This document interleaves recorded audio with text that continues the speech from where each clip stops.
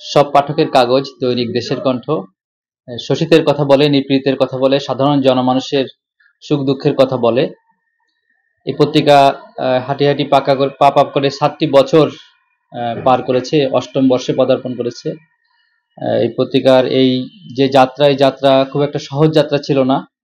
এই সকল প্রতিকূলতাকে পাড়ি দিয়ে আজকে যে জায়গায় এসে পৌঁছেছে সেটি সত্যি গৌরবের, সত্যি আনন্দের। আজকের এই গৌরবের মুহূর্তে এই পত্রিকার সঙ্গে সম্পৃক্ত হতে পেরে আমি নিজেকে ধন্য মনে করছি।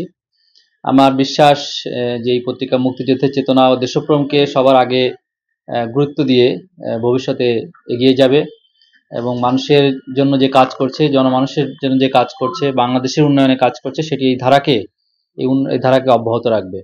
আমি এই দেশের কণ্ঠ পত্রিকার এই কঠিন কাজটির সঙ্গে যারা জড়িত রয়েছেন, সেই পত্রিকার প্রকাশক মোহাম্মদ আলমগীর হোসেন সহ অন্যান্য যারা এর পেছনে কাজ করছেন, নিরলসভাবে পরিশ্রম করছেন, তাদের সবাইকে ধন্যবাদ এবং শুভেচ্ছা জানাচ্ছি।